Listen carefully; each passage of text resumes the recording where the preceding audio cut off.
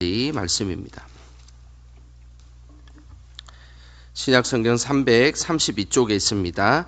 데살로니가 전서 5장 16절에서 18절까지 말씀입니다.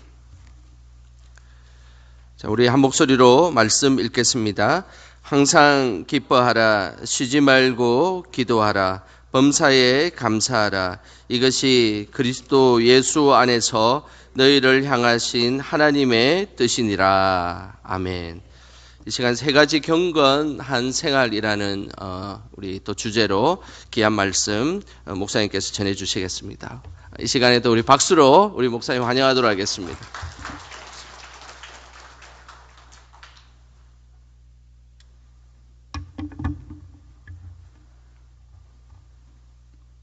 오늘 본문 말씀을 모르는 사람은 아무도 안 계실 겁니다. 근데 이 본문 말씀을 우리가 정말 말씀대로 살 수 있다면, 여러분 오늘 설교를 잘 들으시면 남은 생애 동안 절대 병원 갈 일 없고 우울증이라는 것 때문에 고생할 필요도 없습니다. 쓸데없이 이것저것 약을 먹을 필요도 없습니다.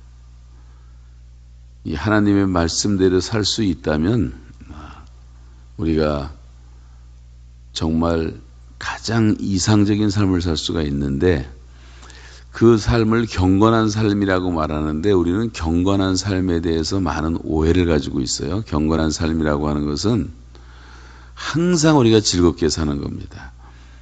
항상 기쁘게 사는 겁니다. 그리고 모든 일에 늘 감사하며 살아가는 것이고, 그리고 이 기도로 날마다 하나님과 교제하며 기도에 응답을 받고 살아가는 삶이 하나님의 뜻이고 하나님이 가장 기뻐하시는 삶이라고 말씀하고 있습니다. 그래서 우리가 이제 기쁨과 감사와 기도를 모르는 그리스도인은 아무도 없어요. 세상 사람들도 다 들어본 얘기들인데, 문제는 그 등을 갖고 있는 게 중요한 것이 아니라 그 등 안에 기름이 있느냐가 중요한 거예요. 10처녀가 등을 다 똑같이 갖고 있었는데, 근데 어떤 처녀들은 5처녀는 기름이 있었고 5처녀는 기름이 없었습니다. 기름 없는 사람들은 주님을 만나지 못했고, 기름 있는 처녀들이 만났다 하는 말씀을 주님이 비유로 말씀하셨습니다.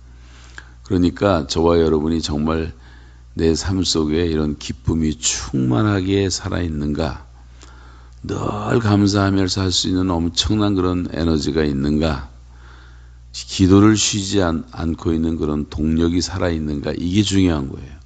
형식이 중요한 것이 아닙니다. 이 세 가지가 다 명령으로 돼 있어요. 명령. 항상 기뻐하라, 쉬지 말고 기도하라, 범사에 감사하라. 여기서 우리의 반응은 순종하는 거예요. 순종. 근데 뭐 항상 기뻐하라고 순종한다고 기뻐집니까? 항상 웃어라 그렇다고 웃어집니까? 이런 질문을 할 수가 있잖아요. 근데 안 되는 것을 하라 그랬으면 성경이 거짓말입니다. 하면 되는데 우리가 안 하는 거예요. 그러니까 순종해서 여러분 그렇게 살아야 돼요. 오늘 집에 돌아가셔서 돌아가시기 전에도 거울을 보면 자꾸만 웃으면서 일부러라도 기뻐하고 웃고, 이 웃을 때 얼굴에 있는 많은 근육들이 움직여서 여러분의 모습을 또 아름답게 만들어 주기도 합니다. 이 말은 항상 행복하라는 말이 아니에요. 항상 행복하라는 말과 항상 기뻐하라는 말은 차이가 있습니다. 행복이라고 하는 것은 어떤 조건이 따라야 돼요. 행복이라는 것은 해피라는 말인데, 영어에서 해피란 말은 해프닝에서 납니다. 해프닝.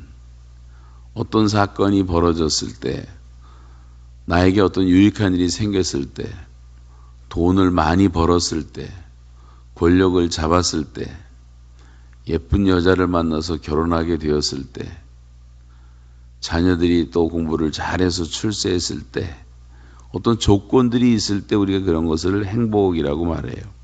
사람들은 다 행복을 추구합니다. 돈이 지금 온 세상에서 여러 금권이라지, 금권, 파워가 있단 말이에요. 돈이라는 것이. 돈 가지고 못할 것이 하나도 없어요. 보게 되면. 여러분 좋은 집, 호화로운 집 얼마든지 살 수가 있고 세계 여행 1등석 타고 누워서 얼마든지 다닐 수도 있고 요트도 살 수가 있고 돈 가지고 권력도 잡을 수가 있고 성도 다 돈으로 살 수가 있는 시대고 돈으로 안 되는 게 없으니까 돈이 많아지면 유혹이 많아지는 겁니다. 다 할 수가 있다고 생각하니까. 그래서 사람들이 돈 벌면 행복한 줄 착각을 해갖고 일확천금을 노리고 불로소득을 노리고 그러다 보니까 사기꾼들도 굉장히 많아지는 거죠. 여러분 그리스의 선박왕이었던 이 오나시스라는 사람 이야기를 많이 아실 텐데 이 사람은 이 세상에서 믿을 수 있는 것은 돈밖에 없고 또 믿을 수 있는 사람도 돈이 있는 사람이라고 생각을 했습니다. 그는 자가용 제트 비행기를 가지고 있었고 아주 화려한 별장이 있었고 아름다운 섬을 10개나 가지고 있었고 대리석으로 만든 욕실이 갖춰져 있는 세계 최고의 유람선도 가지고 있었고 없는 게 없었어요.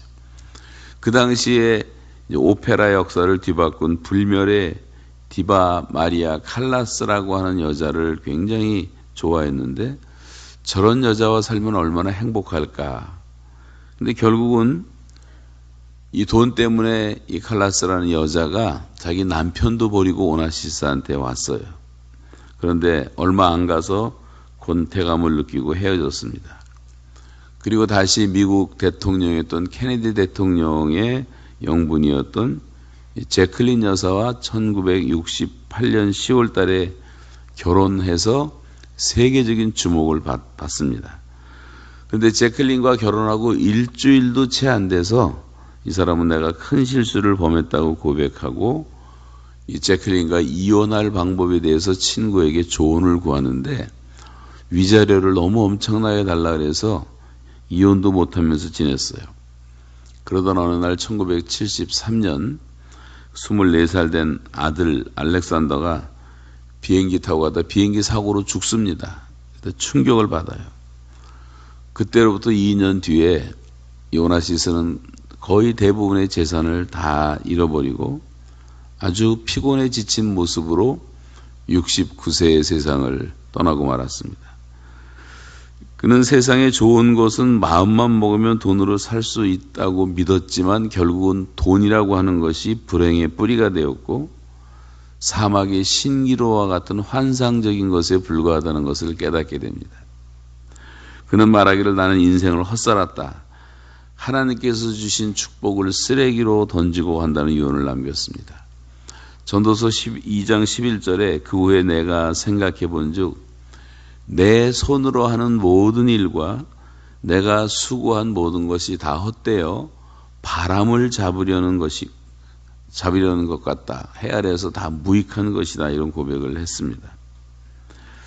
여러분 세계 최대의 재벌이었던 이 사람은 많은 사람들에게 부러움을 샀고 행복해 보였지만 사실은 가장 불행한 모습으로 죽었습니다. 지금 죽은 다음에도 지금까지 세상 사람들이 추앙하는 여자 가운데 마릴린 monroe라는 여자가 있어요. 미모가 뛰어났고 돈이 많았고 팬들이 많았고 권력도 있었고 케네디의 애인이었고 모든 사람들이 그 여자가 행복할 것이라고 생각을 했는데 30대 초반에 자살로 인생을 끝냈어요. 그리고 그의 남긴 유언장에는 그냥 허무 이 말밖에 없었어요. 시간을 때우는데 진력이 났고 이 사람은 행복하지 못하고 불행한 모습으로 세상을 떠나고 만 것입니다. 여러분 잘 아는 스티브 잡스라고 하는 사람은 애플을 만들고 다 만들었잖아요. 어마어마한 부와 명예를 가졌지만 몇 살 안 돼서 췌장암으로 세상을 떠나게 되었는데 그는 돈 버는 일에만 몰두하다 보니까 진정한 기쁨을 누리지 못한 채 나는 삐뚤어진 인간으로 살았다고 하는 후회를 남기고 많은 글을 남기고 이 세상을 쓸쓸하게 떠났습니다. 권력만 잡으면 된다는 생각에 이 권력의 노예가 돼가지고 이 권력의 맛을 한번 본 사람들은 마약처럼 미쳐버리는 거예요. 요즘 국회의원 선거철이 되니까 다 미친 짓들을 하지 않습니까? 모든 권모술수를 써서라도 권력을 잡으려고 노력을 합니다. 이 끝없는 출세에 대한 욕구 때문에 아부하고 거짓말하고 뻔뻔스럽고 무능하면서도 그러면서도 자기가 행복할 것처럼 착각을 하는 거죠. 또 우리나라의 경우에 이제 뭐 아파트 나라가 되다 보니까 아파트 평수가 넓어지면 행복한 줄 또 착각을 해요. 그래서 조그만 원룸에 살다가 20평짜리, 30평짜리, 50평짜리, 100평짜리 넓히면 행복한 줄 아는 거예요. 비행기만 타고 좀 올라가 봐도 다 성냥갑 같은 거예요. 성냥갑보다도 작은 것들. 그런 거 가지고 행복한다고 착각을 하고 있고, 또 차를 바꿔서 고급 승용차를 타면 행복하고 저는 생각을 합니다. 롤스로이스 같은 경우는 지나가면 다 쳐다보고, 저도 그 벤틀리를 새 차를 한번 타봤는데, 저 미국에 집회를 갔는데 강사 대접한다고 벤틀리를 몰고 왔는데 아주 화려하더라고요. 타보니까 산호로, 그 내부를 다 산호로, 핑크색 산호로 만들었는데 보통 차하고 완전히 다르더라고요. 그런 차 타면 사람들은 행복하다고 생각을 하는 겁니다. 호텔에서도 호텔 지키는 사람들이 사람은 안 보고 자동차 굉장한 차가 하나 들어오면 그냥 90도 각도로 절을 해요. 쬐끄만 차 들어오면 저리 가라고 막 개쫓듯이 쫓아내고, 얼마나 웃기는지 몰라요. 우리는 또 복장도 제대로 잘 갖추고 다니면 사람들한테 대접을 받고, 이게 캐주얼하게, 여러분 지금 새벽기도에 나온 모습으로 가면 누가 대접을 합니까? 다 이제 정장하고 화장하고. 우리는 겉에 보는 걸 너무 좋아한단 말이에요. 그러니까 일단은 좋은 대학을 나와야 되니까 다 인류병이 걸려가지고 일단 박사학위라도 하나 있어야 되니까 가짜 박사라도 돼갖고 오는, 가짜 박사들이 얼마나 많은 줄 아세요? 신학 박사도 가짜 박사가 천지예요. 그 박사라는 타이틀 하나 따야지 뭐 대학교 교수도 할 수 있다고 생각을 하는 거죠. 예뻐지면 다 모든 죄가 용서받는다 그래갖고 그냥 성형수술 안 하고 정신이 없고, 그러다 부작용 때문에 고생한 사람 얼마나 많습니까? 아니, 내 눈에도, 제가 볼 때도 저 사람 성형한 사람이거나 부작용이거나 금방 알 수가 있더라고. 무슨 보톡스인가 뭔가 잘못 맞아가지고 그냥 얼굴이 여기저기 삐죽삐죽 튀어나온 사람 천지고, 그러면 행복하다고 착각을 하고 있는 거예요.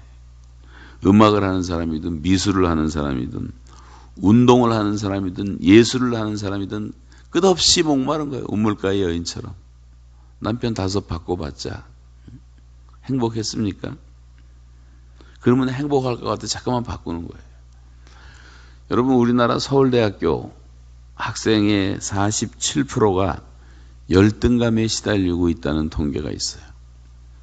하버드 대학교 대학생의 3분의 1이 다 열등감에 시달리고 있습니다. 이런 것을 우리가 행복과 기쁨의 차이라고 할 수가 있어요. 지방대학 다니는 아이들이 좀 별로 안 좋게 생각합니다. 서울에 있는 대학만 들어오면 좋겠다. 서울에 있는 대학 아이들 물어보면 가장 좋은 대학을 들어가면 좋죠. 좋은 대학 아이들한테 물어보면 나는 과가 별론데요. 뭐 서울대학을 들어가도 이 과가 별로 안 좋은 과에 들어가면 늘 열등의식 갖고 다 포기하고 또 재수하고 삼수하고, 만족이라는 게 없는 거예요. 사람에게 신기루를 잡듯이, 행복의 파랑새를 잡듯이 잡히려고 하는데 안 잡히고. 여러분, 우리나라 역사를 봐도 우리가 금방 교훈받을 수 있잖아요. 우리나라의 재벌들을 보세요. 우리나라의 대통령들을 보세요. 우리나라의 연예인들을 보세요. 모든 사람이 그렇게 되면 행복할 거라고 추구하는 것 아닙니까? 삼성을 보세요. 현대를 보세요. 롯데를 보세요. 진로소주를 보세요. 그 집안 들여다보면 죄송하지만 다 개싸움들을 하고 있고 너무 괴로워서 다 자살을 하잖아요. 정주영 씨 아들 둘이나 자살을 하고 삼성 이건혜 씨 딸이 26살짜리가 자살을 하고 수천억을 갖고 있는데도 허무하다는 거예요. 재벌가에 들어가 보면 대부분 마약들도 많이 하고 사실은 행복하지도 않아. 속으며 살고 있는 거예요. 이혼하고 마약하고. 우리나라 왕들부터 시작해서 조선시대 왕들 대다수가 30대에 많이 죽었는데 그 죽은 이유가 성병으로 죽었고요. 그 무슨 성병으로 하는 그 병 있잖아요. 그런 것으로 다 죽었어요. 매독이라는 병, 매독이라는 병. 최고의 권력의 보좌에 올라가면 최고로 행복할 것이라고 생각을 해서 추구했는데 결국은 총에 맞아 죽고 부하한테, 결국은 산에 떨어져서 죽고, 결국은 다 감옥에서 몇 년씩 살다 나와야 되고. 그게 행복합니까? 연예인들 보세요. 다 마약에 시달리고 우울증으로 자살하고 최근 몇 년 사이에 아주 유명했던, 저도 개인적으로 아주 좋아했던 코미디언도 있는데 어느 날 갑자기 자살하다 인생을 끝내잖아요. 30명에서 40명 정도 되는 최고의 연예인들이 몇 년 사이에 다 자살로 인생을 끝내고 말아요. 행복이라고 하는 신구리를 찾다가 그렇게 된 거죠. 우울증 환자들도 지금 급증하고 있는데 우울증이 왜 생깁니까? 우울증 크게 한 3-4가지 정도가 있는데 젊어서 어렸을 때는 입시 문제 때문에 이게 마음대로 안 되니까, 경제가 하락하니까, 또 취업이 잘 안 되니까, 이런 문제들 때문에 이제 하고, 나이 든 사람들은 노후의 불안 때문에 우울증이 오기도 하고. 그래 지금 엄청나게 많은 사람들이 자살로 인생을 끝나고 있어요. 몇 년 사이에 10만 명이 자살해요. 우리나라에서 10만 명이. 몇 년 사이에 군들이 1-2개씩 없어지는 거예요. 다 자살로, 우울증 증세로. 그럼 기쁨이라는 것은 무엇인가? 행복과 기쁨의 차이. 기쁨이라는 것은 하나님께서 우리 마음속에 주신 선물이라고 할 수가 있어요. 기쁨이라는 것은 어린 아기의 미소와 같은 거예요. 엄마 품에 있는 아기가 그렇게 연약하고 힘이 없고 아무것도 할 수 없는 애가 너무나 행복해서 엄마 눈동자 바라보며 웃고 있는 그 모습을 우리는 기쁨이라고 말을 하는데, 성경은 여호와를 기뻐하라, 너희의 힘이라 그랬어요. 하나님을 바라보면 되는 거예요. 하나님 바라볼 수가 있다면. 여러분, 하나님만 바라보면 우린 진짜로 행복해지고 진짜로 기쁨이 생기는 것입니다. 하박국 3장 17절 18절에 보면 비록 무화과 나무가 무성치 못하며 포도나무에 열매가 없으며 감람나무에 소출이 없고 밭에 먹을 것이 없고 우리의 양이 없고 외양간에 소가 없을지라도 나는 여호와를 인해서 즐거워하고 나의 구원의 하나님을 인해서 기뻐하리로다. 여러분, 하나님 한 분으로 우리는 만족한 거예요. 여기 나오는 이 말들이 뭐 무화과나무라든가 포도나무라든가 감람나무라든가 밭이라든가 양이라든가 소라든가 이게 다 우리의 재산을 말하는 것들 아니에요. 내 소유를 말하는, 그런 소유가 없어도 가산이 적어도 여호와를 경외하는 것이 부하고 번뇌하는 것보다 낫다고 하는 말씀도 있고 성경에 그런 말이 많이 있죠. 다윗은 시편 23편에서 여호와는 나의 목자시니 내가 부족함이 없다. 하나님을 목자로 바라보고 목자만 바라보고 따라가니까 부족함이 없는 거예요. 양들은 목자가 없으면 자구책이 없으니까 외국 짐승들한테 당할 수밖에 없고, 방위한 감각이 없으니까 헤맬 수밖에 없고, 또 스스로 깨끗하게 못하니까 더럽혀질 수밖에 없고, 저와 여러분이 꼭 양과 같은 그런 특성을 가지고 있어서 성경은 우리는 다 양 같아서 각기 제 길로 갔거늘, 쇳덩어리로 살다가 멸망하니까 하나님께서는 우리 무리의 죄악을 그에게 담당시키셨도다. 우리를 구원하시기 위해서 말이죠. 근데 시편 23편은요 너무 신기한 시예요. 제가 짧은 목회하는 동안 이 시편 23편을 가지고 많은 설교를 해봤는데, 이건 장례식에 가서 해도 어울려요. 장례식 끝나고 또 결혼식 갈 때가 있어요. 결혼식 가서 읽어줘도 어울려요.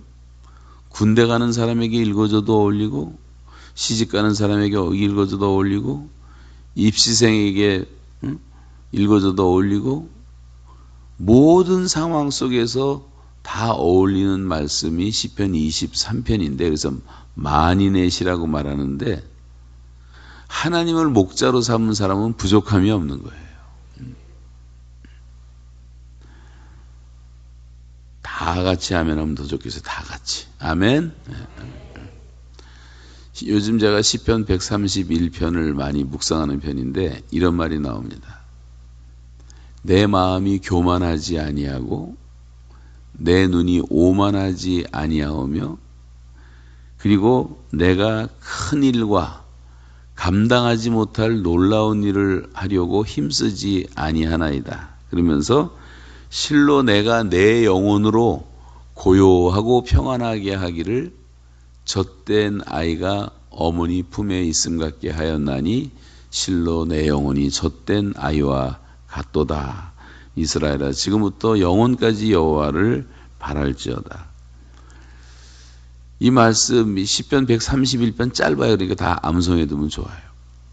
하나님, 내 마음이 교만하지 않고 내 눈이 오만하지 아니하오며, 이 교만과 오만에서 떠나야 돼요. 내가 큰 일과 감당하지 못할 놀라운 일을 하려고 힘쓰지 않겠습니다. 우리 뭔가 한 가닥 하려고 그러고 뭐 큰 일을 벌려놓고 그러다 망하는 사람은 얼마나 많습니까? 큰소리 뻥뻥 치고. 그런데 내가 힘쓰지 않겠습니다. 실로 내가 내 영혼으로 고요하고 평안하게 하기를 젖된 아이가 어머니 품에 있음 같게 하였나니. 이게 얼마나 은혜가 되는지 몰라요? 여러분, 애기들이 엄마 젖을 먹습니다. 실컷 빨아먹고 다 먹고 만족하. 젖을 뗐어. 이제 젖된 아이가 엄마를 쳐다보는 모습이 제일 만족한 모습이란 말이에요. 그런 어린아이의 상태, 그렇게 하나님만 바라보는 상태, 이것을 사모하는 거예요. 여러분, 인생이 분주해봤자 도대체 뭐가 행복하고 뭐가 만족하고 뭐가 기쁩니까? 하나님의 얼굴을 바라볼 수 있다면 그 이상 좋은 것이 없어요.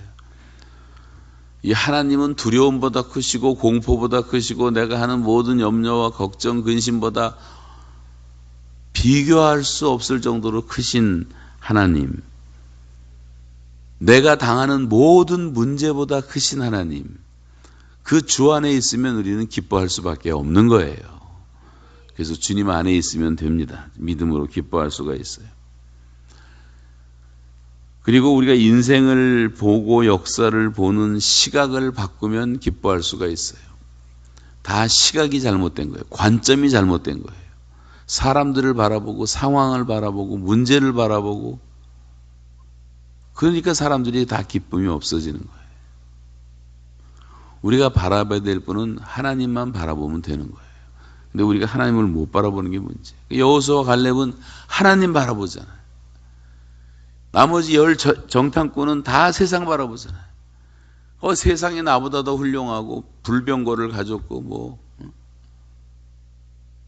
키가 얼마나 큰지, 나 자이언트들, 네피림의 후손들, 문화가 얼마나 발전했는지 모르고, 곡식은 또 얼마나 잘 되는지, 과일들은 얼마나 잘 되는지, 포도송이를 두 사람이 메고 올 정도로 자연농업 해보니까 그게 가능하더라고.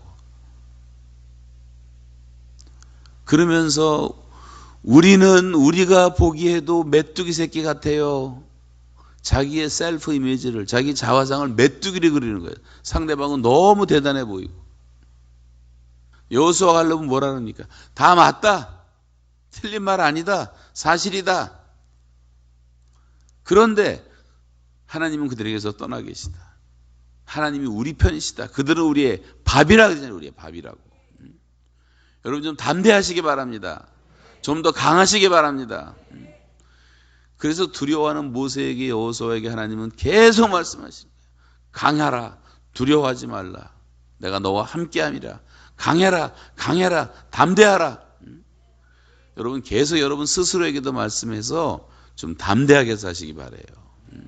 세상에 기죽지 말고 하나님이 우리와 함께 하시는데 전능자가 함께 하시는데 뭐가 두렵냔 말이에요. 제일 무서운 건 하나님이 나를 떠나시는 게 제일 무서운 거예요. 하나님과 함께 있으면 두려울 것이 아무것도 없습니다. 요셉과 다니엘 같은 사람 우리가 늘 추구하는 이유가 뭡니까? 요셉의 마음속에 원망이라는 게 없고 불평이라는 게 없고 슬픔도 없고 고통도 없고 탄식도 없고 오기도 없고 그 이유가 뭐예요? 그 형제들 자기를 팔아먹은 배신한 형들을 만났는데도 요만큼도 그런 마음이 없어. 요셉은 하나님을 바라보고 살았기 때문에 항상 하나님의 동행하심이 있어서 그의 삶이 형통했다고 성경은 말씀하고 있습니다. 다니엘도 어려서부터 뜻을 정하고 살았어요. 그래서 타협을 하지 않고 살았더니 사자굴 나중에 결국 들어가잖아요. 사자굴에 안 들어간 게 아니에요. 들어갔어요. 하나님 뜻대로 살았기 때문에. 근데 들어가 보니까 사자굴이 아니야. 천사굴이야. 천사굴. 천사들이 사자들의 입을 다 막고 있었단 말이죠.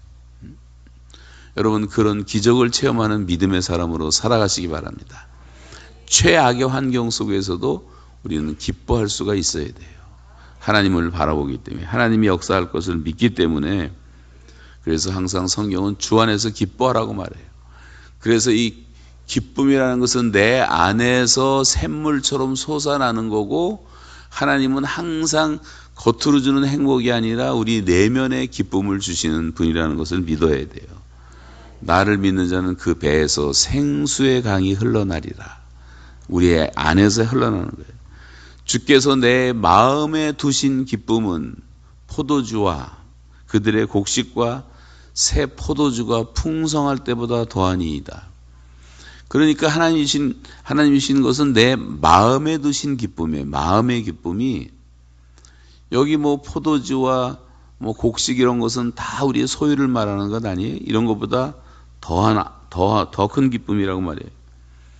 마음의 즐거움은 양약이라도 마음의 근심은 뼈로 마르게 한다.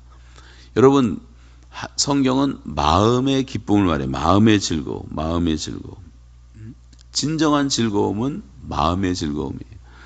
심령이 즐거우면 그 병을 능히 이기려니와 심령이 상하면 누가 일으키겠느냐. 마음이 즐거우면 병도 다 이기는 거예요, 여러분. 모든 병의 만병의 원인이 뭔지 아세요? 결국은 스트레스예요, 스트레스. 스트레스를 이기지 못해서 사람들이 다 면역력 떨어지고 약해지고 그 뭐예요? 그 대상포진인가 하는 거. 대상포진은요. 면역력이 팍 떨어졌을 때 나타나는 현상이에요. 대상포진 여러분 걸렸을 때 그때 상황을 생각해보면 다 알 수가 있어요. 뭔가 심한 걱정과 근심거리가 생겨났을 때 거기에 노예가 되면 대상포진 걸릴 수밖에 없는 거예요. 마음이 즐거우면 모든 병을 다 이길 수가 있는 거예요. 여러분 즐겁게 살고 기쁘게 살면 나도 모르는 사이에 병들이 다 사라질 줄로 믿습니다. 육체의 병이든 정신적 병이든 다 사라지는 거예요. 마음의 고통은 자기가 알고 마음의 즐거움도 타인이 참여하지 못한다고 말씀하고 있고 마음의 즐거움은 얼굴을 빛나게 하여도 마음의 근심은 심령을 상하게 한다 그랬어요. 마음의 즐거움이 우리 얼굴에도 나타나서 우리를 즐겁게 하는 겁니다. 예수님은 항상 성령으로 기뻐하셨고 예수님의 마지막 요한복음 17장 기도 가운데 우리를 위한 기도를 보면 내가 이것을 너희에게 이름은 내 기쁨이 너희 안에 있어 너희 기쁨을 충만하게 하려 함이라. 예수님의 기도도 지금 내가 아버지께로 가오니 내가 세상에서 이 말을 하옵는 것은 그들로 내 기쁨을 그들 안에 충만히 가지게 하려 함이니이다. 주님은 우리가 이렇게 기쁨으로 살기를 원하시는 거예요. 그래서 여러분, 그렇게 뭐 행복 같은 거 추구하는 자세보다 항상 내 마음에 기쁨이 있는가? 어떻게 항상 기뻐할 수 있느냐? 마음의 샘물이 계속 흐르면 기뻐할 수밖에 없잖아요. 이게 샘물처럼 나오는데 어떡하냐 말이에요. 주님이 살아계시는데, 성령님이 역사하시는데 기쁨을 하나님에게 주시는 거예요. 사막에 강을 내시고 광야에 길을 내시고 황무지에 꽃을 피우시고 홍해를 가르시고 만나를 하늘에서 내려주시고 메추라기를 내려주시고, 그렇게 하나님이 역사하신다면 우리가 두려워할 게 하나도 없잖아요. 가장 기뻐할 할 수밖에 없는 것은 십자가를 생각하면 기뻐할 수밖에 없어요. 그 예수 그리스도의 십자가를 생각할 때 우리는 하나님의 사랑을 한없이 느끼게 됩니다. 하나님이 우리를 얼마나 사랑하시는지. 여러분, 십자가에서 나를 위해서 죽었다고 하는 것이 무슨 뜻일까요? 이건 우리가 인간으로 좀 이해하기 힘든 것이지만 예를 들면 저는 이렇게 표현하고 싶어요. 어떤 사람이 이제 강아지를 한 마리 키웠습니다. 요즘 이제 개들을 하도 좋아하니까. 근데 그 개가 병들었어요. 개를 너무너무 사랑하는 거예요. 개가 너무 귀엽고 말도 잘 듣고, 우리가 개한테 사랑이 가지 않습니까, 사실? 너무너무 사랑하는데 이 개가 죽을 병에 걸렸어. 약방에 가서 모든 약을 다 사다 먹였는데 안 나요. 수소문을 했더니 누가 말하기를 그거 갖고 안 되고 저 시골 산속에서 자란 토종닭 한 마리 사다 수탉 사다가 푹 가서 먹이면 난다 그래서 그 이만한 수탉을 사다가 그냥 잡아서 푹 가서 먹였는데 안 나요. 누가 말하기를 그거 갖고 안 되고 저기 시골에 가서 갓 태어난 송아지, 막 태어난 송아지 한 마리 사다가 푹 가서 먹이면 낫는다. 송아지를 또 개새끼를 살리기 위해서 송아지 사다가 먹였는데도 안 난단 말이에요. 이게 도대체. 개가 죽게 생겼어요. 누가 말하기를 당신 집에 태어난 아기를 먹이면 난다. 이 말이나 되는 얘기입니까? 개 한 마리 살리려고 사람을 죽이고 애를 죽이냔 말이에요. 이 끔찍한 비유. 하나님이 그렇게 하셨단 말이에요. 짐승보다 못하고 벌레보다 못한 죄덩어리인 우리들을 살리시기 위해서 하나님의 형상대로 만들었다고 해서 그걸 회복시키기 위해서 하나님은 당신의 아들을 죽여버리잖아요. 예수님이 십자가에서 죽으시잖아요. 스스로 목숨을 내놓으시잖아요. 죄 없으신 그분의 피가 흘려지잖아요. 생명은 피에 있는 것이고 피 흘림이 없이는 죄사함이 없기 때문에 죄 없는 예수 그리스도의 피가 흘려지는 겁니다. 하나님이 세상을 이처럼 사랑했다는 말은 너무도 놀랍게 사랑하시고 너무도 파격적으로 사랑했기 때문에 우리가 그걸 다 이해를 못할 뿐이에요. 이해를 못해. 이걸 조금 이해하고 조금 감동을 받고 그래서 하나님 앞에 나오고 지금 여러분 여기 앉아 계신 것 아닙니까? 아멘이십니까? 그 하나님의 사랑을 우리가 경험했기 때문에 또 그 하나님의 사랑을 전하는 게 또 복음이고, 그래서 우리가 그 예수 그리스도의 십자가를 생각만 해도 얼마나 감사하고 기쁜지, 그 죄사함의 은혜, 그리고 또 그 십자가를 통해서 성령을 받은 그 선물, 하나님의 은혜가 표현을 할 수가 없잖아요. 너무 놀라워서. 그래서 나 같은 죄인 살리신 그 은혜에 놀라워. 지구상에서 안 믿는 사람까지 포함해서 가장 많이 불리는 찬송 노래가 어메이징 그레이스예요. 노예장소 하던 존 뉴턴이 그렇게 나쁜 짓을 많이 하고 흑인 처녀 아이들을 강간을 하고 노예로 갖다 팔고 그러던 사람이 예수님 복음을 듣게 되고 회개하고 난 다음에 평생 성자로 살고 거룩하게 살았는데 그분이 작시한 노래가 어메이징 그레이스란 말이에요. 나 같은 죄인 살리신 주 은혜 놀라워. 큰 죄악에서 건지신 주 은혜 놀라워. 1절, 2절, 3절, 4절 주제가 다 은혜예요. 은혜. 하나님의 은혜와 사랑을 노래하고 있는 거예요. 여러분이 십자가를 생각하면 우리가 늘 감사할 수가 있고 기뻐할 수가 있게 되는 줄로 믿습니다. 이렇게 기뻐하고 즐거워하는 믿음의 사람들과 사귀세요. 그런 사람들에게서 기쁨은 또 전염되는 겁니다. 근데 인간들이 어떤 사람은 보면 그냥 너무 이렇게 늘 비관적으로 생각하는 사람이 있어요. 비관적으로. 늘 부정적인 생각하는 사람이 있어요. 부정적인 말만 하는 사람. 그런 사람은 사귀지 마세요. 자기도 모르게 다 닮아가는 거예요, 사람은. 여러분, 이 기쁨의 바이러스, 행복의 바이러스를 전파하는 하나님의 사람들로 살아가시기 바랍니다. 전도는 저절로 되는 거예요. 여러분이 정말 즐겁게 살고 기쁘게 살면 사람들은 붙게 돼 있는 거예요. 도대체 무엇 때문에 당신 그렇게 웃고 즐거워하고 행복하게 사냐? 뭐 한마디만 던지면 되잖아요. 다 예수님 때문이다. 그 자체가 전도고. 그리고 쉬지 말고 기도하래. 쉬지 말고. 이 기도라는 것은 끊어지면 안 돼요. 우리가 항상 기뻐하고 범사에 감사할 수 있는 비결은 기도를 쉬지 않는 거예요. 기도를 쉬지 않는다는 건 무슨 말입니까?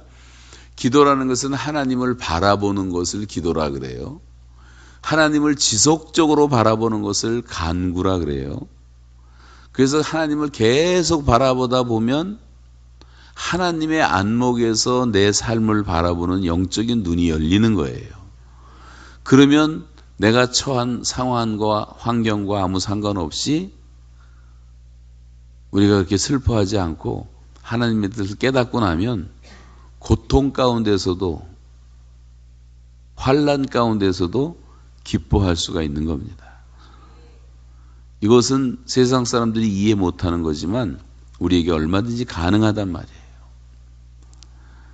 제가 오늘 밤에 시간 나면 조금 말씀드리겠지만 북한의 감옥에 제가 2년 7개월 9일을 있었잖아요.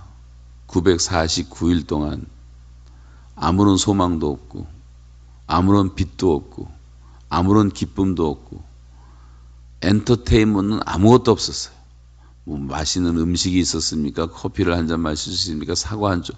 나올 때까지 사과를 한 쪽도 먹어본 적이 없고 옥수수 농사 지면 가을에 옥수수 딱 한 개 주더라고. 한 개 먹어보라고. 그게 전부였고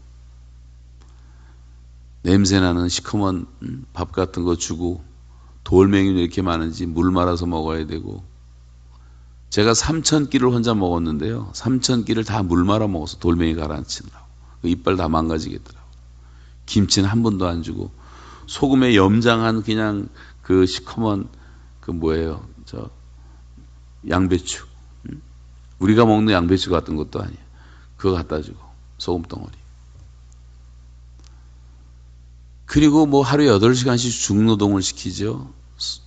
손바닥 다 피가 나고 물집이 잡히고 다 망가지고 이 뼈가 지금도 아파. 이거는 제일 안 낫는 게 손가락이에요. 이 애기 손가락은 접히지도 않아요. 하나님이 그냥 애교로 하나 이렇게 증거를 보여주신 것 같아요. 이 손가락도 펴지지도 않고. 텔레비가 있었습니까? 라디오가 있습니까? 책 한 권이 있습니까? 아무런 엔터테인먼트이 없었어요. 무슨 전화기가 있습니까? 그 안에 자유가 있습니까?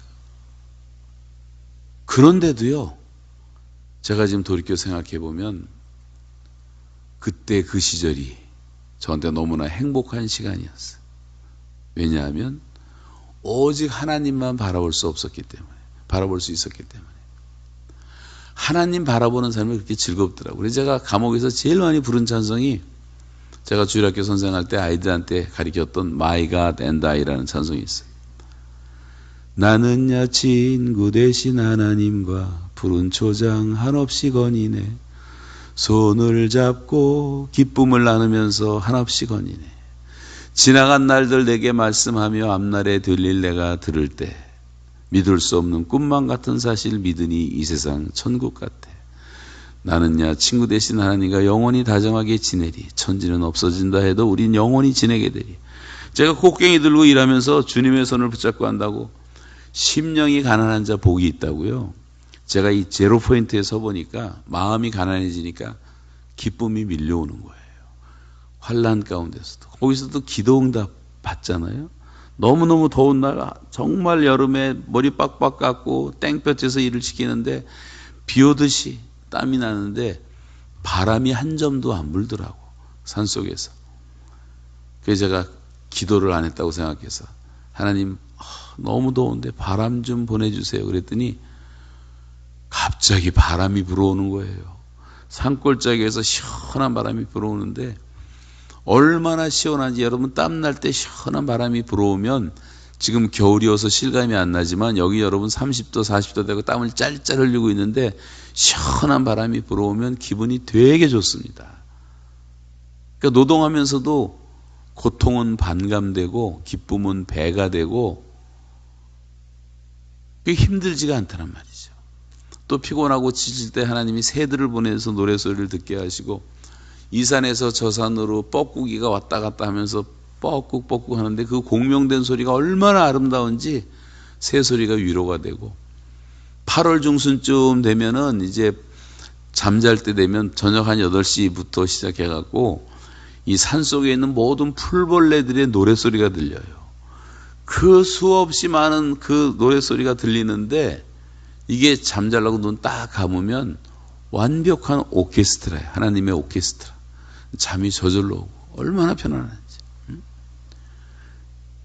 잠자는 것 때문에 고민해 본 적도 없고 그리고 저절로 기도하게 되니까 일일 단위로 사니까 내일 일을 염려하지도 않기로 제가 결심을 했고 뭐 내일 일을 자랑하지도 말라 그랬고 한날 괴로움 그날의 족하다 그래갖고 하나님 일일 단위로 살겠습니다. 오늘이 마지막 날이거든.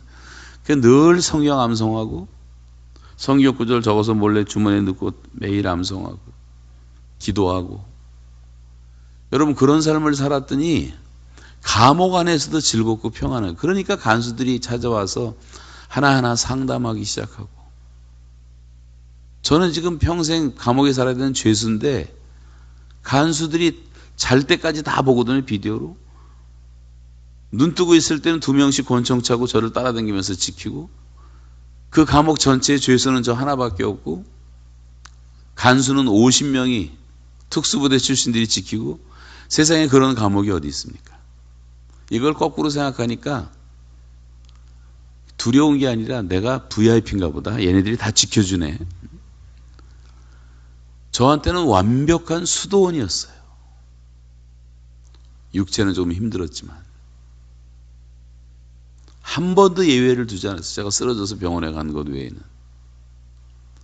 2달 일하고 저건 쓰러졌어요.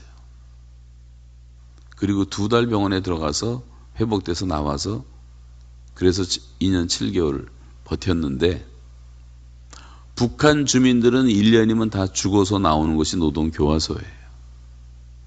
하나님이 힘을 주시지 않으면 제가 나이도 60이 넘어서 갔는데 감당이나 하겠습니까? 아들보다 어린 놈들이 욕을 하고 못되게 굴고 그러는데 근데 하나도 미운 마음이 안 들고 불쌍한 마음만 들더라고. 기도하게 되고 그래서 나와서 지금까지 단 한 번도 북한 꿈을 꾸거나 무서운 꿈을 꾸거나 트라우마에 단 한 번도 시달린 적이 없어요. 왜 그런지 아십니까? 그들을 다 용서했기 때문에. 기도할 때 하나님 그런 힘을 주시는 거예요. 여러분이 계속 기도하면 그 사소한 거 다 용서하게 만듭니다. 근데 우리가 다 밴댕이 송아지처럼 좁아가지고 그냥 뭐 하나 하면 삐지기 잘하고 미워하기 잘하고 교회 나오다 그 인간 보기 싫어서 교회 옮기고 그 사람이 일부 예배 나온다 그 들으면 2부 예배로 옮기고 교회 나오면서도 그렇게 살잖아요. 우리가. 여러분 다 용서하세요. 예수의 십자가는 모든 우리가 상상할 수 없는 모든 죄를 다 용서해 주신 거예요. 근데 우리는 작은 거밖에 시비하냔 말이에요. 저들이 몰라서 그러잖아요. 그랬더니요. 트라우마가 하나도 없는.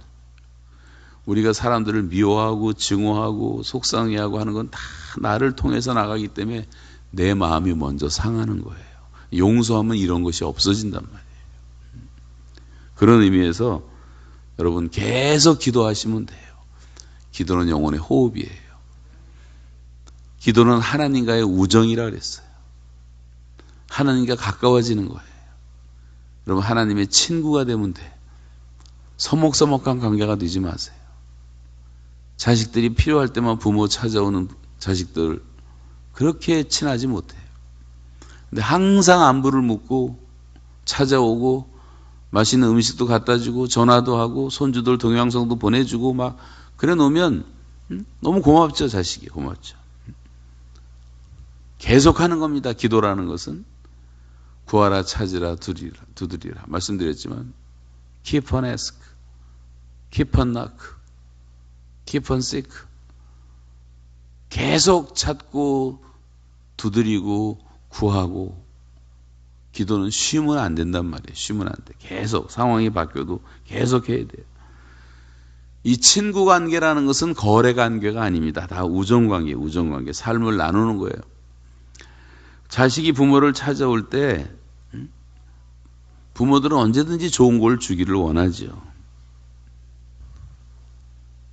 모든 것을 항상 좋은 걸 주고 싶은 마음이 부모의 마음인데 그걸 무슨 계산해서 주는 게 아니에요. 부모는 단지 사랑하기 때문에 주는 거예요. 본능적으로도 사랑하기 때문에.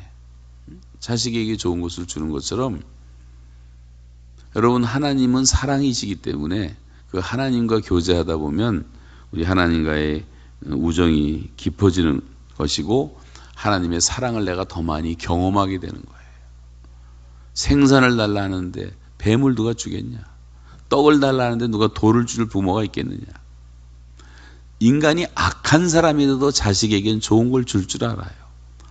조폭 대장이라도 자식은 조폭처럼 살기를 원치 않아요. 바른 길 가고 잘 되길 바라고. 우리가 기도하면서 하나님의 사랑을 깊이 배우게 되는 것입니다. 제가 이제 찬송가를 1장부터 600장까지 병원에 있을 때 다 불러본 적이 있는데 성경은 뭐 말할 것도 없고 성경을 절대 못 읽는데 감옥에 보니까 법에 이런 게 있더라고. 외국인에게는 성경을 읽을 수 있도록 허락한다.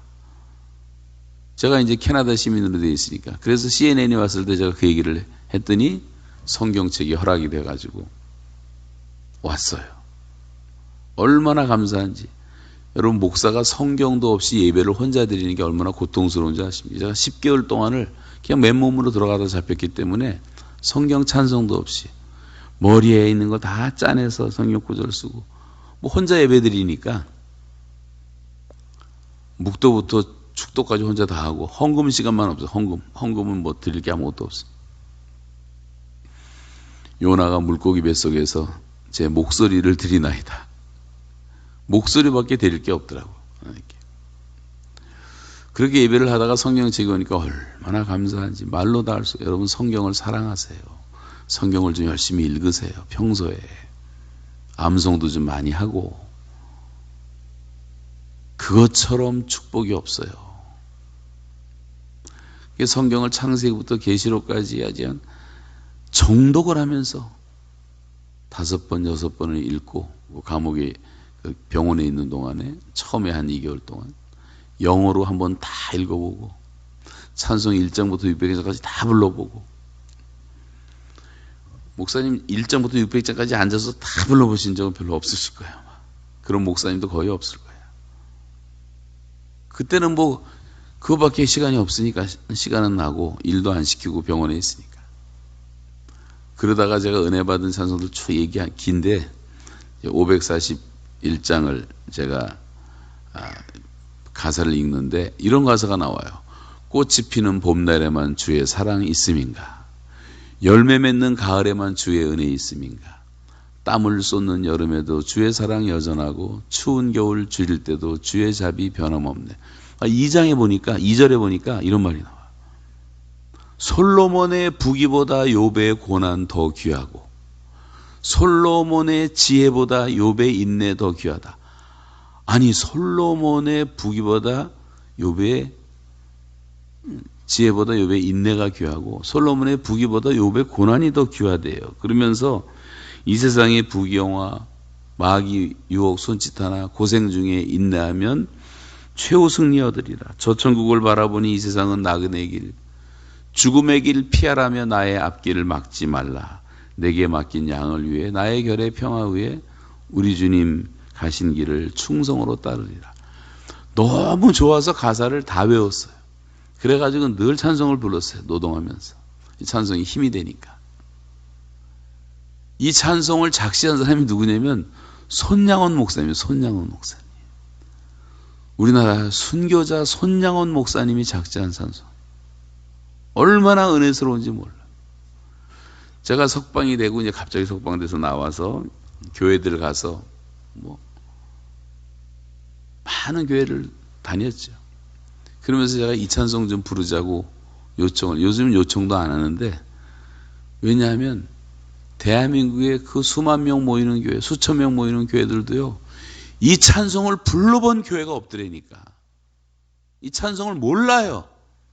얼마나 찬송을 안 부르면 우리가 냅다 복음 선거만 갖고 하고 대배 시간 뭐 1시간이면 끝내야 되니까 찬송 기껏해야 2곡 부르고 4절까지 있으면 3절 생략하고 부르고 찬송을 몰라. 찬송을 몰라. 여러분, 성경은 성령의 감동으로 된 완벽한 하나님의 말씀이지만 찬송가도요, 그 성경책 다음으로 많은 사람들이 기도하는 가운데 성령의 감동을 받아 영감으로 지은 것이기 때문에 제일 은혜스러운 것이 찬송가예요. 찬송가. 이 찬송가를 여러분 더 많이 배우시고 부르시기 바랍니다. 주기도문 사도신경을 왜 바꿨는지 모르겠어요. 저는 아무리 100번 1000번 생각해도 한국 교회를 혼란을 주고 있는 거예요. 이 장사꾼들이 찬송가 많이 팔아먹어갖고 장사하려고 말이지. 옛날 가사들이 얼마나 좋아요. 주기도문도 하늘에 계신 우리 아버지의 이름이 거룩히 여기시고 다 좋은 거예요. 번역이 거의 문제가 없어요. 새로 바꿔놓으니까 외워지지도 않고 혼란스럽잖아요. 미국, 캐나다 뭐 있죠. 유럽 보세요. 500년, 1000년 동안 기독교 역사가 이어져 온 나라가 주기도문 바꿉니까? Heavenly Father, Hallowed in Heaven. 뭐 옛날 그대로 알아듣지 못하는 말 그대로 해서도 다 이해가 되잖아요. 자기들이 늘 쓰다 보니까. 사도신경도 마찬가지. 우리가 이 가장 거룩한 기독교 유산들을 함부로 이렇게 손대고 그러면 안 돼. 얼마나 감사한 일이냐 말이에요. 자, 그 얘기를 제가 하려는 것은 아니고 우리가 기도 응답 자체가 목적이 되면 안 됩니다. 그래서 하나님께서 이제 간과라고 말씀하시는데 하나님을 계속 바라보는 습관이 쉬지 않고 기도하는 것이고 무시로 기도하는 것이고 자동차 타고 운전하면서도 기도하고 밥 먹을 때도 기도하고 전철 탈 때도 기도하고 여기 지금 마스크 쓰고 오신 분들이 몇 분 계시지만 마스크 쓰고 다니니까 기도하기도 얼마나 좋냔 말이에요. 뭐 중얼중얼해도 누가 뭐 볼 수가 없잖아요. 그냥 혼자서 중얼중얼하고 하고 있으면 지하철에서 저 사람 돌았나 보다 하지만 마스크 쓰고 하니까 뭐 기도하기도 얼마나 좋은지 모르고. 모든 상황 속에서 기도를 쉬지 마시기를 바랍니다. 그때 우리는 항상 기뻐할 수 있는 힘을 주시고 늘 감사할 수 있는 마음도 하나님이 주실 줄로 믿습니다. 고통이라는 것도 마찬가지예요. 다 마찬가지예요. 할 얘기가 많지만 시간이 다 돼가서 짧게 마지막 한 말씀 더 드리겠는데 하여간 기도는 쉬지 않아야 돼요. 계속 기도하도록 여러분 스스로를 훈련하시고 습관화돼야 돼. 기도가 습관화돼야 돼. 영적 흐름이 한번 끊어지면 다시 끌어올리기가 힘들어요. 코로나 위기 때 이 교회 부흥의 흐름이 끊어지니까 교회가 주저앉고 30%가 교회를 안 나오고 방구석에 앉아갖고 누워갖고 그냥 버릇없이 예배드리는 사람들도 얼마나 많은지 모르고 우리 몸으로 하나님께 거룩한 산제사로 드리라 그랬어요. 몸으로. 그게 기본이에요. 은혜 받은 사람들, 내가 하나님의 자비하심으로 너희를 권하노니 너희 몸을 하나님이 기뻐하시는 거룩한 산제사로 드려라. 이것이 너희의 드릴 영적 예배니라. 내 몸을 하나님께 양도해야 돼. 내 발이 걸어서 나와야 되고, 내 손을 들고 찬양해야 되고, 내 입을 벌려 찬송하고. 이게 영적 예배라 그랬고, 이 세상을 본받지 말고 마음을 새롭게 하라. 그러니까 내가 몸이 양도가 돼서 하나님께 예배자로 드려지고, 그리고 마음이 새로워지는 것은 세상을 본받지 않을 때, 하나님의 말씀대로 내가 살아갈 때, 세상 유혹에 빠지지 않고 세상을 변화시키면서 도전하면서 살아갈 때, 우리 안에서 그 이너 트랜스포메이션, 내면의 변화가 일어나서 그때부터 하나님의 선하시고 기뻐하시고 온전하신 뜻이 저절로 분별되는 거예요. 하나님에서 알라고 고민할 필요가 없어요. 내 상태가 그렇게 준비가 되면 하나님의 뜻은 다 저절로 깨닫게 되는 거예요. 그래서 뜻대로 살게 된단 말이에요. 하나님의 뜻대로. 그래서 여러분, 이 코로나 때 우리가 더 기도를 했어야 되는 것처럼 평소에 꾸준히 기도하는 것이 얼마나 중요한지 몰라요. 기도를 계속 하시기 바랍니다. 그리고 계속 하다 보면 하나님께서 기도할 수 있도록 성령님이 찾아오셔갖고 하나님의 뜻대로 기도하도록 우리를 인도하는 것을 우리가 경험하게 돼요. 그걸 우리가 우리식으로 말하면 기도의 줄을 붙잡았다고 말해요. 기도의 줄을 붙잡으면 쉬운 거예요, 기도가. 성령으로 기도하기 때문에. 그 전에는 너무 힘들고 어렵고 바락바락 소리 지르는데도 시간은 안 가고, 근데 성령 충만해서 성령의 인도를 받아 기도하면 1시간, 2시간도 금방 가요. 그 기도는 다 응답받는 기도가 되고, 역사하는 기도가 되고, 믿음의 기도가 되고. 그래서 여러분 계속 기도하세요. 사업이 뭐 불경기다, 뭐 죽게 됐다, 부도난다. 사업의 불경기가 아니에요. 기도의 불경기가 온 거예요. 기도할 수 있는데 왜 기도 안 하냔 말이에요. 큰일 나면 무슨 큰일 나요. 기도 안 하니까 그런 거지. 여러분, 그 요즘 다 힘들어하는 사람들 보면 다 이 기도의 능력이 사라졌기 때문에 그런 거예요. 뭐 요즘 살기 힘들다, 뭐 힘들다는 말을 지금 계속 하지 않습니까? 근데 이게 안 한 때가 있었어요? 정권을 보면서 무슨 정권 뭐 다 죽일 놈이다, 살릴 놈이다, 뭐 테레비 꺼버리고 안 끈 적이 있었어요? 박정희 시대 때는 박정희 싫어하고, 김영삼 시대 때는 김영삼 싫어하고, 이명박 싫어하고, 문재인들을 싫어하고, 그런 사람은 천지고 언제든지 죽을 것 같고 고통스럽고 장사가 안 된다. 여러분, 불경기와 호경기의 차이는 뭔지 아십니까? 호경기는 7대3이에요. 불경기는 3대7이에요. 7이 잘 돼도 3이 안 되는 거예요, 호경기 때. 불경기 때도 3은 잘 되는데 7이 안 되는 거예요. 그럼 언제나 호경기가 있잖아. 하나님이 함께 하시면 불경기가 없는 거예요. 다 형통할 수밖에 없는 거예요. 그 믿음을 갖고 매달려야지 맨날 세상 바라보고 죽겠다 하면 되냔 말이에요. 기도하세요. 하나님이 힘을 주시고 믿음을 주시고 담대하게 만들어 주시고 승리하게 만들어 주실 줄 믿습니다.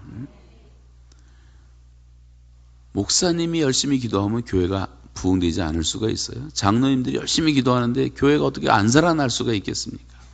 어머니들이 열심히 기도하는데 어떻게 자식이 탈선할 수가 있겠냔 말이에요. 기도하면 다 되는 거예요, 기도에. 그리고 결국은 성령께서 찾아오셔서 주님의 뜻대로 기도하도록 인도하는 것이기 때문에 그렇게 기도하시면 되는 거예요. 한 말씀만 드리고 마치겠는데, 마지막 범사에 감사하라. 이 감사한다는 것 중요한데, 너는 마음을 다하여 여호와를 의뢰하고 내 명철을 의지하지 말라. 너는 범사에 그를 인정하라. 그리하면 내 길을 지도하시리라. 우리가 범사에 하나님을 인정하고 그러면 우리가 늘 감사할 수가 있는 거예요.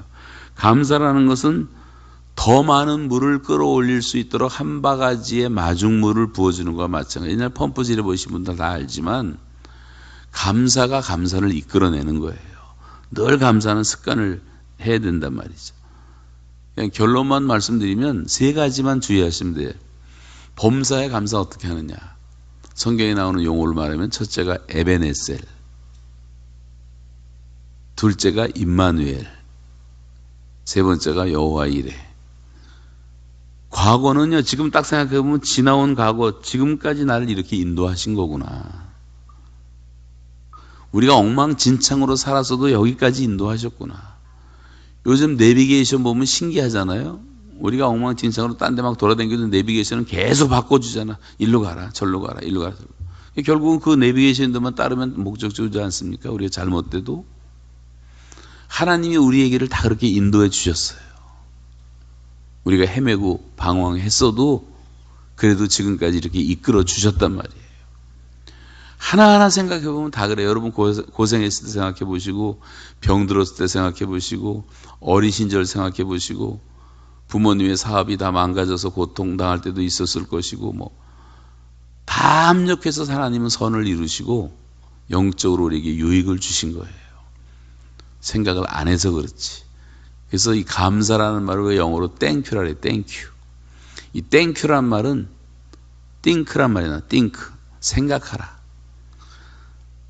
think를 잘하면 땡큐가 가능한 거예요. 생각을 해보니까 하나님이 이래서 이렇게 하셨구나. 그러니까 과거도 다 감사할 수가 있어. 지금 현재는 내가 하나님이 함께 하시니까, 하나님이 함께 하시는데 뭐가 두렵냔 말이에요. 감사할 수가 있어. 미래는 뭐예요? 하나님이 다 예비하신다고 하셨으니까 점쟁이 찾아갈 필요가 뭐가 있냔 말이에요. 아니, 점쟁이 찾아다니는 권사 집사들이 있다고 하는데 이것들은 다 저주받을 짓을 하고 있네요. 저주. 하나님이 제일 싫어하는 게 그런 건데, 믿음이 없으니까. 사주팔자를 보지 않나. 그런 사람들이 다 하나님의 교회의 영광을 다 가지고 있는 거예요. 하나님이 저와 여러분의 삶을 다 계획하고 계세요. 놀라운 계획을 가지고 계시단 말이에요. 사역리 처음처럼 God loves you and has a wonderful plan for your life. 당신을 위한 놀라운 계획을 가지고 있다. 그걸 믿어야죠. 하나님은 요나라는 선지자 하나를 훈련시키기 위해서, 요나가 삐딱하게 잘못 가니까, 니네라는데 잠깐만 다시스로 도망치려고 그러니까, 세상으로 가려고 그러니까, 향락을 추구하려고 그러니까 하나님이 배를 예비하셨어. 근데 그 배가 마침 나타났어. 이 웬 떡이냐고 배를 홀라당치 못탔어. 돈까지 줘가면서. 사람이 죽을래면요, 돈까지 주면서 죽는 짓을 합니다. 선장을 예비하시고 야단도 맞고 그런 곤란을 거쳐갖고 결국은 제비 뽑혀갖고 바다에 던지는데 하나님이 또 큰 물고기를 예비하셔서 그걸 삼키게 만들고, 물고기 뱃속에 들어가서 회개하고 물고기가 토해내고, 예수님이 요나의 표적밖에 보일 것이 없다 그랬는데 예수님이 죽었다 살아나신 십자가 사건을 말하는 거예요. 부활 사건을. 그리고 요나가 이제 전도했더니, 순종했더니 막 니느웨가 회개하고 난리가 났어. 근데 그게 싫어가지고 조금 있으면 멸망하겠지. 그리고 산에 올라가서 쳐다보고 있는데 땡볕 때 막 죽겠어. 너무너무 괴로운 거예요. 그때 하나님이 박농쿨을 나게 하고, 빨리 자라는 식물들이 있어요. 열두지방에 쭉 자라갖고 큰 이파리가 덮어주니까 너무너무 시원했어. 그래서 감사합니다. 감사합니다. 너무너무 좋았어. 근데 하나님이 또 벌레를 예비해서 쏙닥쏙닥 박농쿨이 마르게 만들었어요. 그랬더니 또 짜증을 내고 신경질을 내는 거야, 하나님 앞에. 네가 이렇게 신경질 내는 것이 합당하냐? 합당합니다! 또 소리 지르는 거예요. 이게 인간의 모습이에요. 쬐끄만 돈 몇 푼 벌고 자기 마음대로 병 들었는데 하나님 병 고쳐주지 그러면 너무 좋아서 팔딱팔딱 뛰다가 또 조금 어려운 일 생기면 신경질 내고 짜증내고. 그렇게 끝나요, 요나서는. 그때 하나님이 이렇게 말씀하십니다. 마지막 말씀이. 요나야, 이 성 중에는 좌우를 분별을 하지 못하는 자가 12만 명이나 있다. 하나님은 사람의 숫자를 다 세고 계십니다. 그리고 가축들도, 짐승들도 많이 있다. 짐승들은 숫자를 세지 않았어요. 사람은 숫자를 셌어요. 내가 이것들을 아끼는 것이 합당치 아니하냐? 그러고 끝나는 거예요, 성경이. 생각 좀 해봐라. 여러분, 하나님은 요나라는 한 사람을 훈련시키기 위해서 모든 것을 다 예비했다고 말씀하십니다. 여러분이 살아온 길을 보면 하나님이 다 예비하신 거예요. 왼수를 만난 것도 예비하신 것이고, 병 걸린 것도 예비하신 것이고, 하나님께 돌이키게 하기 위해서 하나님이 예비하신단 말이에요. 근데 우리가 순종하면 그런 게 안 와요. 순종하면 형통하게, 만사형통하리라는 찬송이 있잖아요. 만사형통하리라. 나아갈 길이 다가도록.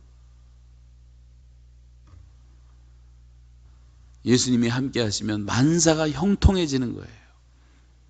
늘 평안하게 사는 거예요. 늘 기쁘게 살 수밖에 없는 거예요. 다 감사할 수밖에 없는 거예요. 하나님이 이런 삶을 주신다고 약속하셨어요. 그래서 여러분 다 믿고 감사하세요. 감사가 잘 안 되면 나보다 좀 못한 사람들과 비교하려면 어느 병원에 전도사님이 얘기를 하는데 평생 병원에 사역하신 분인데 이분이 관찰해 보니까 이 식물인간이 이렇게 많대. 식물인간들이 누워서 눈도 깜빡 못하고 말도 못하고 손가락도 못 움직이고 그냥 죽은 시체야. 그냥 영양분만 공급해갖고 살아있는 사람이 지금 지구상에 수만 명이 그렇게 살고 있어. 10년도 살아요 그렇게. 똥오줌만 가리면서 사는데 그런 사람들은요 소원이 한 가지가 있는데 눈만 떠도 한이 없겠대. 눈만 한번 떠주고 바라봐도 한이 없겠대. 그 눈뜬 전신마비 환자들은 휠체어 타고 가는 사람이 그렇게 부럽대. 저 휠체어라도 타고 좀 다니고 싶대. 누워서 사는 게 너무 힘들고 움직이지 못하니까 마비가 와가지고 말이지. 얼마 전 제 친구가 아주 슬픈 소식이 와서 제가 병원에도 갔다 왔는데 양 박사라고 공부도 많이 하고 우리나라 지하철 다 개발한 친구인데 이 친구가 집에서 일하다가요 운동기구인데 그걸 어떻게 잘못하다가 혼자 있다가 그게 넘어지고 하는 바람에 쓰러져 갖고 이 뒤쪽이 충격 다쳤는데 신경이 끊어져 버렸어.